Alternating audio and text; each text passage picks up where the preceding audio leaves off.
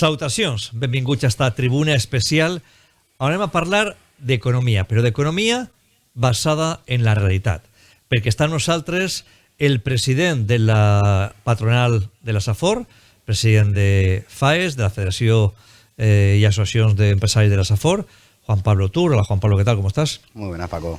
Y también está amb nosaltres Juan Carlos Moragues. Ell es alto funcionario de Hacienda, ha sido administrador de Hacienda de Gandía, de Castellón, es conseller de Hacienda de la Generalitat Valenciana y también es delegado del gobierno. Juan Carlos, ¿qué tal? ¿Cómo estem? Molt bona vesprada, un plaer acompanyar-vos una vegada més. Moltes gràcies als dos.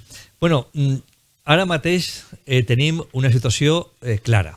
Estem a les penses de que el govern espanyol puga enviar a Europa les mesures que considera necessàries per a poder intentar topar el preu sobretot del gas, per a que al final no pugui influenciar davant de l'energia, en aquest cas de l'electricitat. També del preu de la gasolina. Tenim també una vaga del transport que no s'ha solucionat de manera total. Qui la va convocar en primer lloc continua encara de vaga. Què penseu? Penseu que l'intent que està fent el govern d'Espanya per intentar buscar una solució és la solució efectiva o no? Juan Pablo?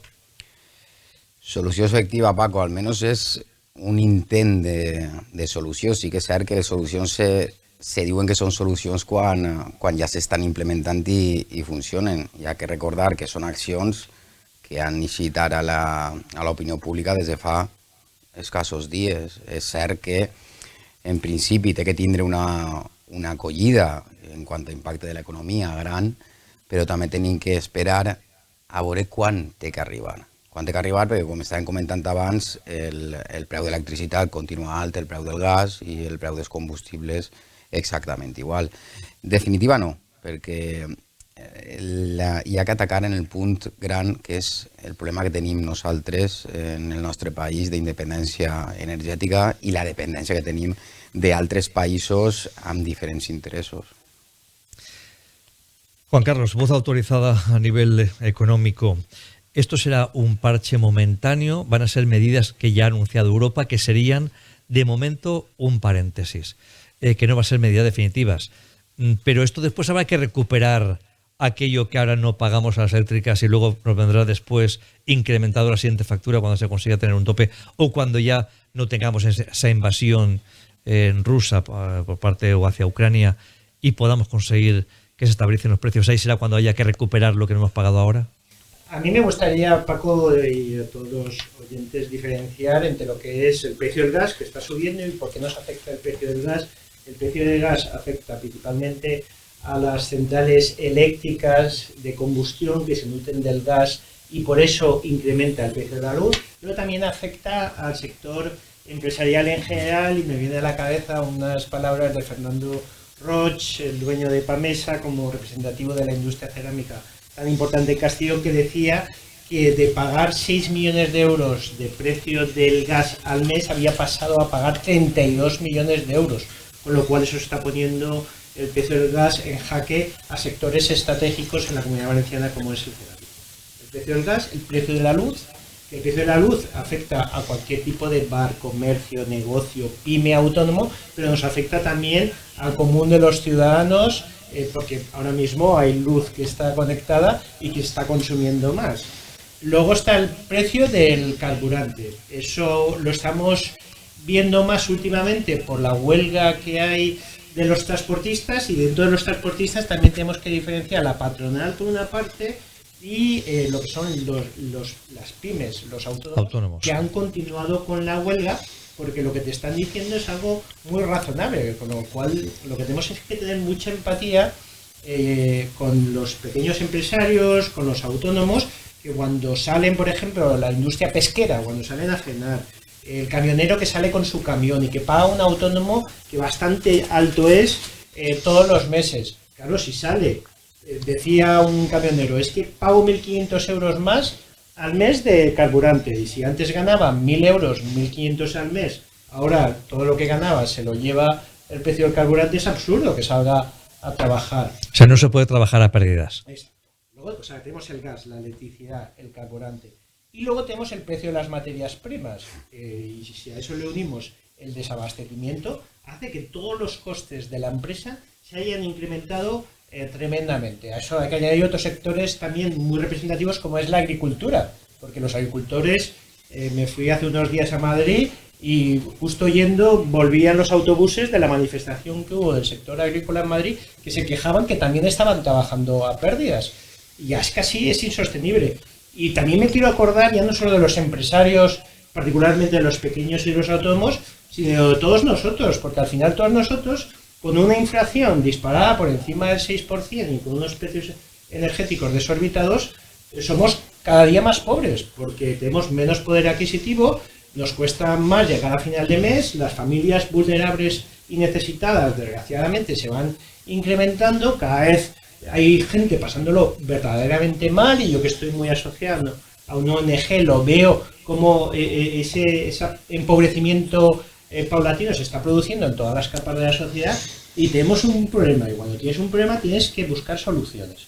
Y buscar soluciones ante una situación extraordinaria, unas soluciones que tengan un efecto rápido y directo, porque decir que dentro de un mes ese acuerdo que llegó en Bruselas se implementará con la supervisión de la Unión Europea, la isla energética, si están de acuerdo dentro de un mes la Unión Europea en las medidas que implemente España, podremos abaratar el precio del carburante, y qué pasa con el gas, y qué pasa con la luz, y qué pasa con la inflación, y qué pasa con el hecho de que los ciudadanos cada vez tengan menos dinero en el bolsillo. Con lo cual, un gobierno tiene dos tipos de instrumentos o políticas, que es la política monetaria y la política fiscal. La política monetaria la cedimos a la Unión Europea, porque la Unión Europea, a través del Banco Central Europeo, es quien marca los tipos de interés más alto o menos alto, que haya más dinero en circulación o menos. Y la segunda política que puede hacer un gobierno es la política fiscal, que consiste básicamente en impuestos y en presupuesto. Entonces, ahora mismo todos los países europeos están bajando impuestos. ¿Por qué? Porque es una situación donde la gente tiene menos dinero en el bolsillo. Pues lo que no puedes hacer es, si a ti te han subido la nómina un 3%, un 3,5%, y la inflación está en un 6,5%, se produce dos efectos. Uno, una pérdida de poder adquisitivo, porque la nómina te la han aumentado menos que han subido los precios, y dos, pagas más impuestos, porque al subirte la nómina, tú aplicas una escala de gravamen, el IRPF, que hace que saltes de escala, de tramo, en la escala de IRPF, y pagues más impuestos. Creo que hoy lo leía, que cada valenciano paga alrededor de casi 200 euros más al año de IRPF, y si tú vas a un supermercado o vas a cualquier tienda o comercio, como han subido los precios, porque las empresas todos esos costes los han repercutido en la vía precios, porque claro, si no en el producto dinero, tú pagas, si antes comprabas algo por 100 y ahora lo compras por 120, estás pagando el 21% de 20 euros más, porque antes pagabas el 21% de 100 y ahora estás pagando el 21% de 120. Es fácil de entender, con lo cual el Estado con la inflación aumenta la recaudación, que es lo que está sucediendo ahora mismo.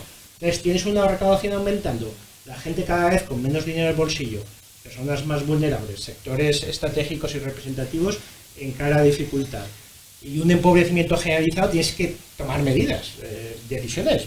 Es que gobernar no es sencillo, y lo digo por propia experiencia, que forma parte de un gobierno autonómico y un gobierno nacional. Entonces, desde mi punto de vista, lo que se necesita son medidas urgentes, que la gente tenga más dinero al bolsillo. Eso se puede conseguir bajando impuestos, lo que están haciendo otros países europeos, y lo de la Unión Europea, pues es un problema estructural que yo creo que hay que negociar y trabajar a medio y largo plazo, porque es verdad que la dependencia energética de España es muy importante, que en energías renovables vamos por delante de otros países, pero que tenemos una desconexión con el sistema eléctrico europeo, una dependencia del gas argelino, y encima estamos con batallas y con guerras diplomáticas entre Marruecos y Argelia, precisamente que eso tiene un efecto negativo.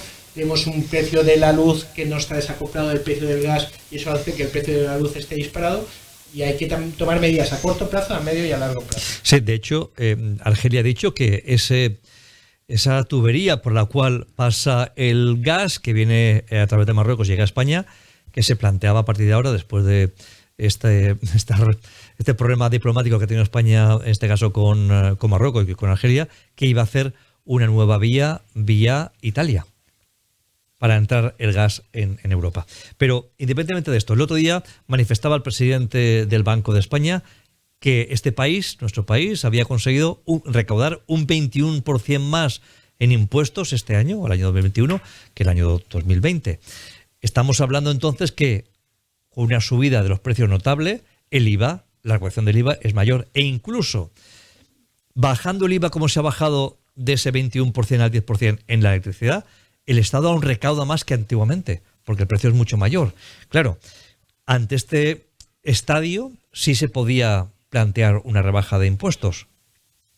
Juan Pablo. Efectivamente, yo la verdad es que en cuestiones de economía, teniendo a Juan Carlos Moragues en el plató, yo creo que poco puedo aportar, ¿no? Pero desde mi humilde saber, desde la Federación, yo creo que una de las primeras posiciones fue esa, que la imposición fiscal es alta en este país, pero es que ahora se está recaudando más.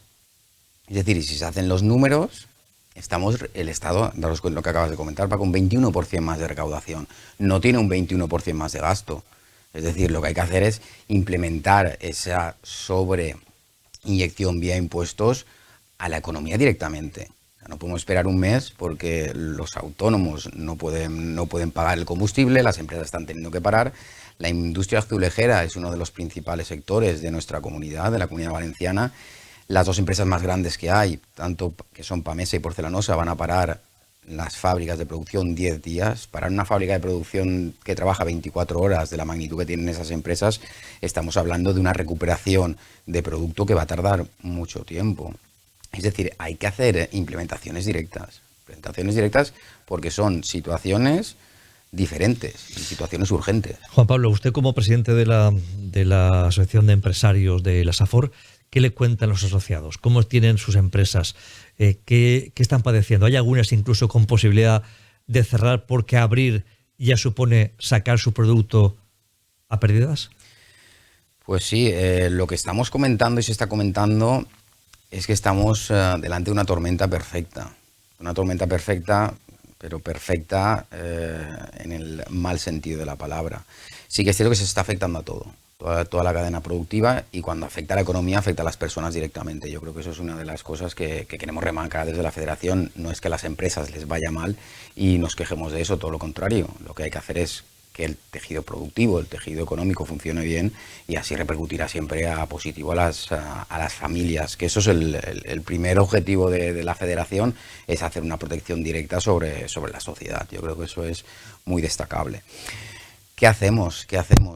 Las empresas en la comarca de la SAFOR, sobre todo el tejido hortofrutícola, está teniendo mucho problema porque tienen naranja, no están pudiendo sacar la naranja y en muchos casos no pueden importarla. Eso por el problema del transporte, ¿verdad? Por el problema del transporte, pero tenemos la rotura de materias primas. La rotura de materias primas, por ejemplo, el etiquetado de la fruta, todo lo que es el packaging de la fruta, no se puede encajar, no se puede etiquetar y por ende no se puede vender. Estamos ahí frente a un problema grandísimo. El tema de la huelga del transporte, nosotros, por supuesto, desde el principio la Federación dijo que teníamos empatía, era lo más importante que teníamos que tener, porque a todos nos afecta, pero a todos nos afecta esa situación crítica también de los autónomos y las pequeñas empresas, que muchas veces nos olvidamos, ¿no? ¿Cómo llegan las cosas a nuestra casa? Pues llegan porque una persona se levanta a las 5 de la mañana, tiene su camión, paga 1.500 euros de gasoil, y eso se lo hace en una ruta y paga el autónomo, paga sus impuestos y paga todo. Ahí tenemos otro problema. El tema de la logística yo creo que es un problema a considerar y a actuar, pero ya. Nosotros lo que siempre se busca es, por supuesto, soluciones, y apoyamos todo lo que sean soluciones, eso por supuesto, pero las soluciones tienen que venir con una acción, pero con una acción directa para detener el problema. Es necesario. Señor Moragues, usted fue conseller de Hisenda de la Generalitat Valenciana en una época en la que los ingresos no es que eran un 21% más, sino que eran cada vez un 21% menos en aquella época, ¿no? No se llegaba incluso pues a poder cubrir incluso farmacias o otros estamentos. ¿Qué puede hacer ahora el gobierno para intentar repercutir esos 21% que tiene de mejoras, o en este caso de ingresos por impuestos para que al final la gente padezca menos, sino al final estamos empobreciendo también a la clase media, que es la clase predominante en este país y es lo que pensemos que siga siendo, sino qué solución tenemos. Y yo cuando fui consejero de Hacienda, que siempre a título de chascarrillo me dicen que fui los mejores años consejero de Hacienda porque fui del año 12 al 15, cuando los tipos de interés estaban al 8%, ahora los tipos de interés están muy bajitos, y estaban al 8%, y cuando la recaudación de la Generalitat Valenciana había bajado de los tributos gestionados por la Generalitat de 3.000 millones a 1.000. No es que habíamos incrementado un 21%, es que nos habíamos quedado en un 33% de la recaudación que teníamos años anteriores, cuando la Comunidad Valenciana, por ese descenso de la recaudación, estaba con las mayores cifras de déficit y de deuda.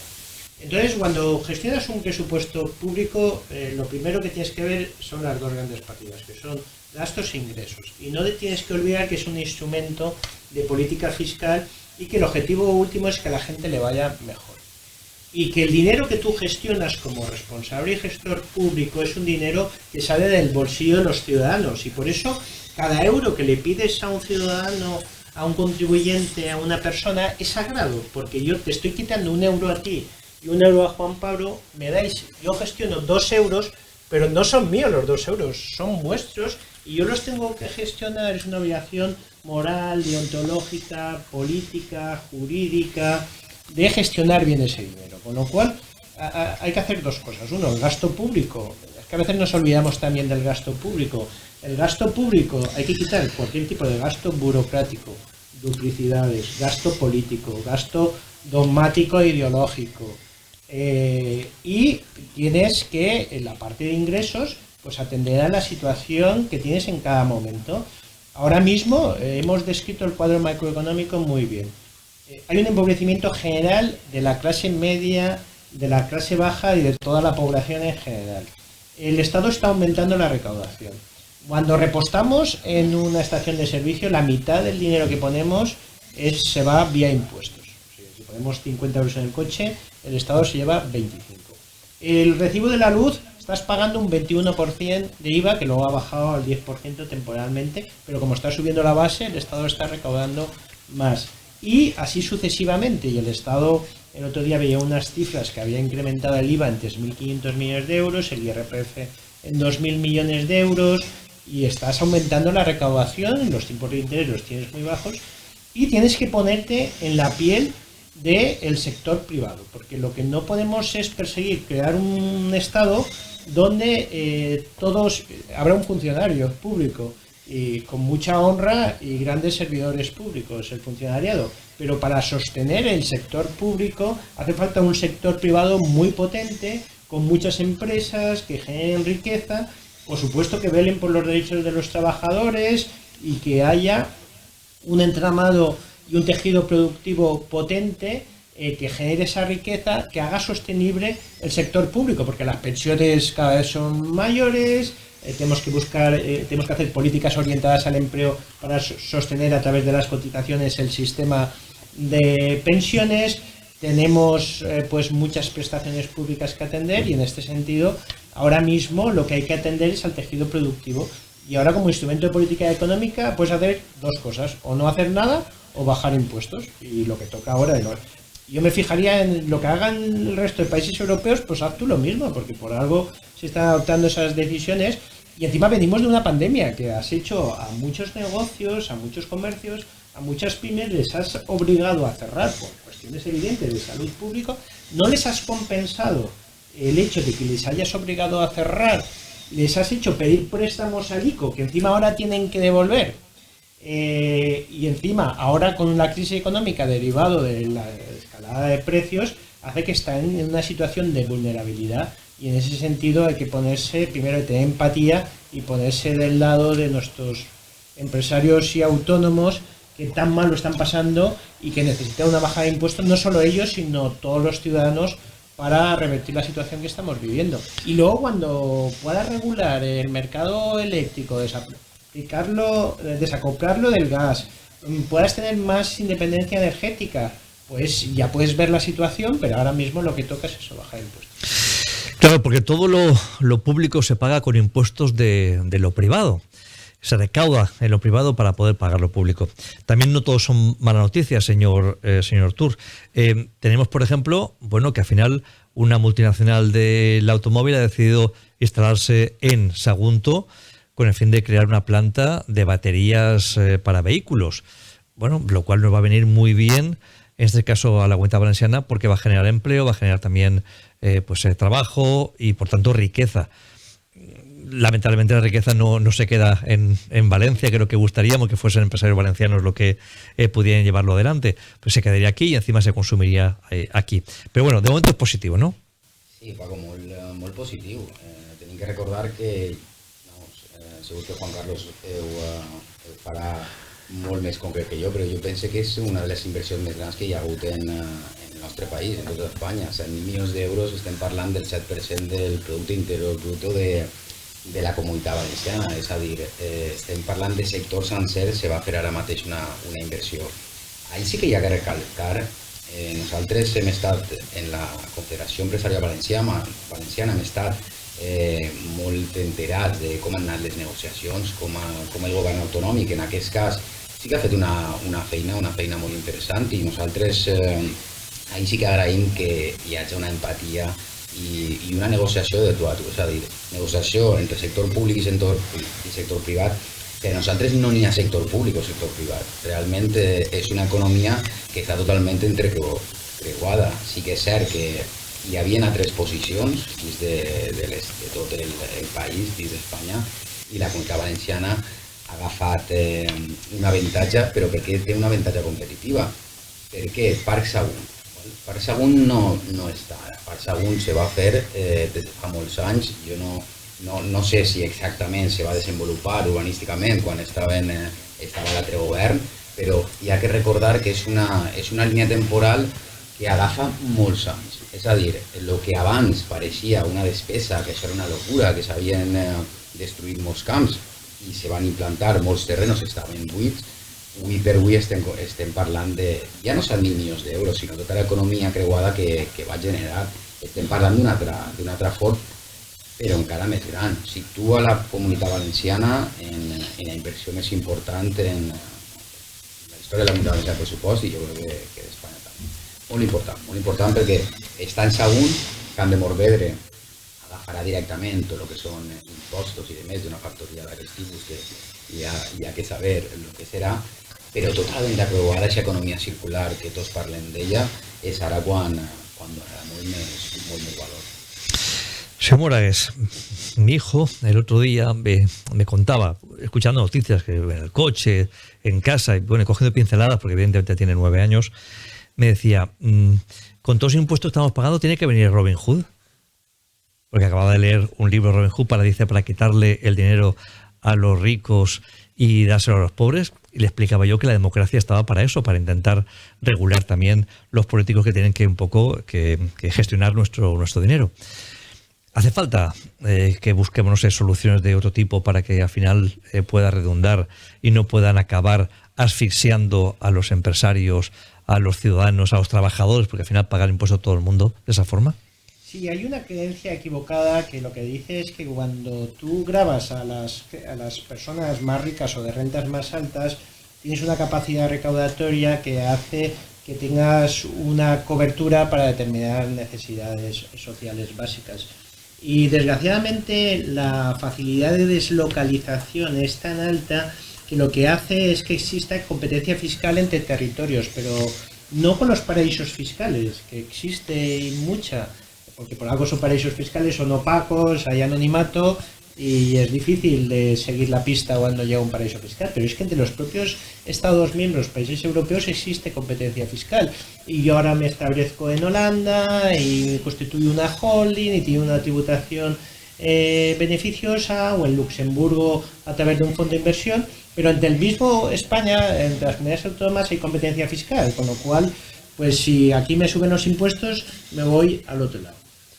Esta explicación, lo que quiero destacar es que si tú quieres tener capacidad recaudadora, quien sufre de esos mayores impuestos es la clase media, porque la clase baja lo que tienes que declararles es exentos, porque si no llegan a final de mes, ¿cómo les vas a pedir impuestos? Quiero decir, lo que tienes es pues que declararles exentos de impuestos y darles algún tipo de ayuda o de subsidio para que puedan mantenerse. Ahí está la renta básica de emergencia y alguna complemento más que aporta la Generalitat y los ayuntamientos. Pero la clase media es la que tiene potencia recaudatoria, y dentro de la clase media el sector empresarial y el sector de pymes y autónomos.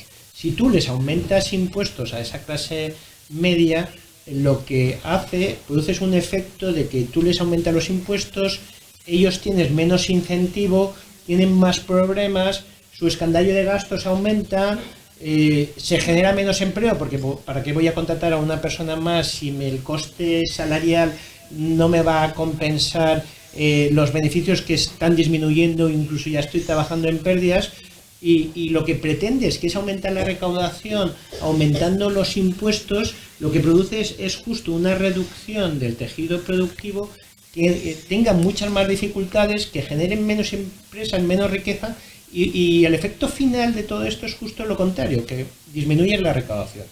Lo que quiero subrayar y destacar es que por subir impuestos a medio y largo plazo no aumenta la recaudación, sino en la mayoría de los casos la bajas, y por bajar impuestos no bajas la recaudación en el medio y largo plazo, porque esa mayor actividad económica que propicias, y sobre todo en economía, que es muy importante, que son los intangibles, que es el subjetivo, que es lo que llamamos siempre la confianza, la certidumbre, la seguridad, hace que lo percibas como tierra de oportunidades, y eso te estimule a realizar inversiones, porque ves un territorio con baja burocracia, con bajos impuestos, con facilidades, con ayudas.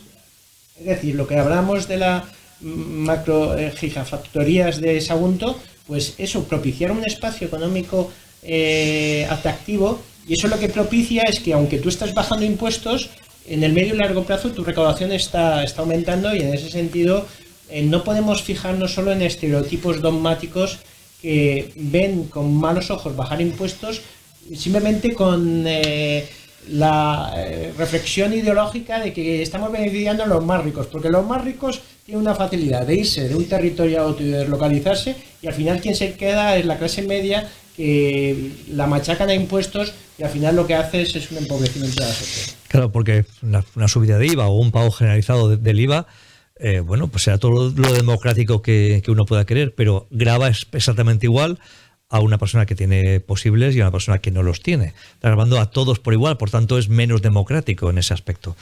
¿Verdad, señor Tur? Así es, el IVA, Paco, es el impuesto menos democrático que existe, porque grava a todos por igual, a personas, por desgracia, con poco poder adquisitivo, y a las que tienen muchísimo pagan lo mismo. También, cogiendo palabras del hermano del señor Roche, en este caso Juan Ros de Mercadona, decía que lo que tenía que hacer el Estado era bajar el IVA, porque al final, si los productos estaban encareciéndose, pues el IVA de esos productos necesarios, si bajaba el IVA, obviamente podía recaudar lo mismo, porque al final la base imponible era superior, y sin embargo la gente le podía costar menos dinero. Claro, le podía costar menos dinero. De hecho, cuando vas al supermercado ves que hay menos vehículos, está viendo que hay menos vehículos, y el coste y que carro de venta está bajando. Los productos que están más encajados en precio, que están subiendo, son los que más tirada tienen, y los lineales ya tienen unas... vamos a un supermercado, se está viendo esas roturas de stock que hay. La sociedad en sí también se está alarmando, y no es así. Nos vamos a quedar sin leche, nos vamos a quedar sin papel higiénico, pero ves la falta de producto en ciertos lineales y el producto casi sin tocar en los otros lineales. Eso es muy importante. Al final, los impuestos, es que la ley de la economía, y yo que por supuesto soy técnico y sé lo poco que puedo leer, lo que entiendo, es ingresos menos gastos. Es una familia. Una economía es una familia. Lo que aporta a las personas de la familia y lo que gastan esas personas. Ese equilibrio nunca tiene que ser cero, como un balance. Sí que es cierto que tiene que haber esa capacidad de ahorro. Si se están subiendo los ingresos, hay que bajar ingresos. Pero eso es de una manera, podríamos decir, momentánea. Para nosotros, la optimización del gasto es a largo plazo.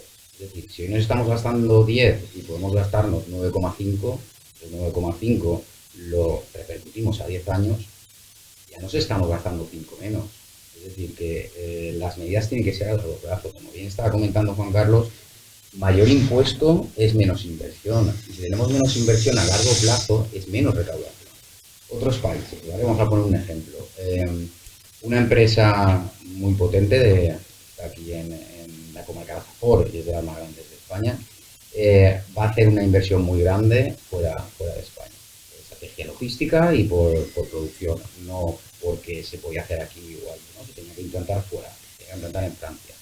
Las facilidades que ha tenido esa empresa para implantarse son para aplaudir, pero para aplaudir, daros cuenta a la administración que su función es esa. Su función es gestionar ese tipo de inversiones. Son inversiones de 20, 25 millones de euros. ¿Qué pasa? Que tiene una facilidad, un suelo muy barato, la facilidad, el tema de licencias y demás. ¿Qué pasa? Nos comentaban. Claro, es que luego se lo cobran. Claro, porque la vida útil de la empresa va a ser muchos años y los impuestos que tienen pues van a recaudar mucho más que si cogemos y ahora mismo decimos no, vamos a poner trabas que no se implante y al final no, esto vale 10 millones si es implantarte.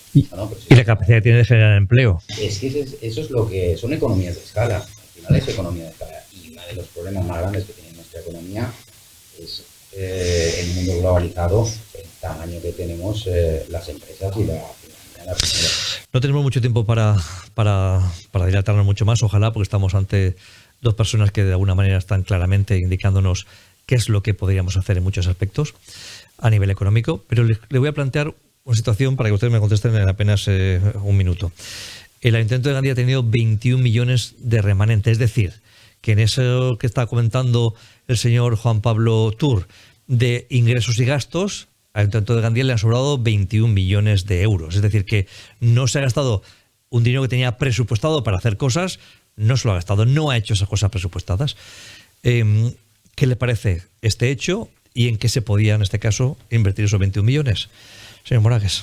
Bueno, yo creo que Gandía lleva bastantes años de plan de ajuste. Esto está suponiendo un aumento de la carga impositiva de todos los ciudadanos de Gandía.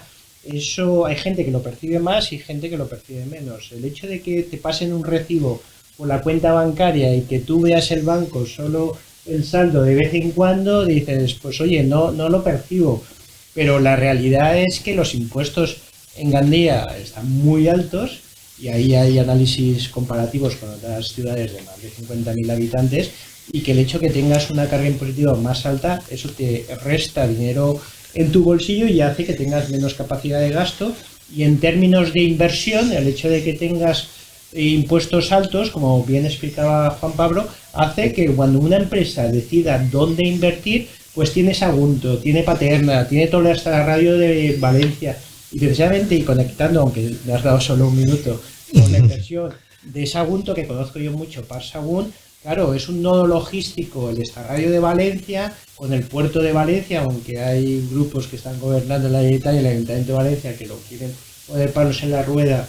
Sagunto tiene conexión con la A23 hacia la autovía del Mudéjar, hacia el norte de España, con la AP7 hacia Cataluña, con la A3 hacia Madrid y con la A7 hacia el sur, y tiene dos aeropuertos cerca, con lo cual tiene una conexión de portuaria, aeroportuaria, viaria, y encima está con el corredor mediterráneo, tendrá conexión ferroviaria y Sagunto estará en medio. Entonces, aquí en Gandía y en la Safor, lo que necesitamos es buscar mejores conexiones, y sé que me estoy extendiendo con la CV60, crear más oportunidades, dar más incentivos, no quedarnos fuera de juego de esas redes logísticas que tan importantes son para las empresas y que hacen que decida una empresa situarse en una ciudad o en otra y que generan tanto empleo y riqueza. Y en ese sentido el ayuntamiento no puede ser un freno de mano con unos impuestos altos, sino tiene que ser todo lo contrario, impuestos bajos, más capacidad de consumo, más facilidades, menos burocracia y poner una alfombra roja a quien quiera invertir en la Safor y en particular en Gandía. Señor Juan Pablo Tur, esos 21 millones de remanente. Rápidamente, los 21 millones de remanente para la federación es una buena noticia. Una buena noticia porque el gasto se tiene que ir reduciendo hasta que tengamos una situación económica que estemos fuera del plan de ajuste. Nosotros, si tenemos 10 y nuestros gastos son 12, no podemos soportar, no es sostenible esa economía. Esos 21 millones de euros sí que es cierto que, de hecho, es este jueves nos han citado, bueno, a la Federación, a la Comisión Económica que se creó en plena pandemia. De hecho, FAES fue uno de los impulsores para que todos los partidos políticos se sentaran, todo el gobierno y los actores sociales, tanto los sindicatos como nosotros, y lo que se hizo es ver en qué se iba a trabajar, ¿no? En estas líneas, esos 21 millones de euros, ya ha habido una comunicación de lo que se va a hacer, pero se nos va a pedir un poco, pues, tanto a los sindicatos como a nosotros, cómo se puede destinar o hacia dónde se puede destinar cierta parte. El tema de los impuestos, yo creo que es algo que tenemos que reflexionar, pero sí que es cierto que para nosotros un remanente en política, para nosotros, y para mí particularmente, como presidente hablo, para mí es un trabajo bien hecho. Al menos no es un trabajo mal hecho, por decirlo así, no es un trabajo mal hecho. Es decir, presupuestamos una cantidad de dinero, decimos a los ciudadanos que vamos a hacer una serie de cosas, luego no lo cumplimos y nos sobra dinero. No lo cumplimos, no. Es decir, por supuesto tienen que cumplirse las necesidades básicas. Pero tú sabes, porque los presupuestos, cuando sacan los presupuestos, siempre salen equilibrados. Claro, es que ese es el problema. Es que los presupuestos que salgan equilibrados, es decir, ¿por qué si recaudo 20 me tengo que gastar 20? Es que es ahí donde está el problema. El problema grave de la administración pública y de la fiesta que hemos creado de la democracia esta, entre comillas, es esa. O sea, si recaudas 30 no tienes por qué gastarte 30. Todo lo contrario, hace falta que te gastes 30. No hace falta, pero tienes que, por supuesto, cubrir todos los servicios básicos y mínimos para que la sociedad tenga todo lo que tiene que tener por los impuestos que paga. Eso, por supuesto. Gracias a los dos. Gracias, señor Juan Pablo Tur, por estar aquí en Comarcal Televisión. Gracias, señor Juan Carlos Moragues, también por ofrecernos esa visión clara en torno a la economía y hacer que, bueno, pues que cualquier espectador pueda tener ahora mismo una función mucho más clara de opinión en torno a lo que se puede hacer y cómo se pueden mejorar las cosas. Gracias a los dos.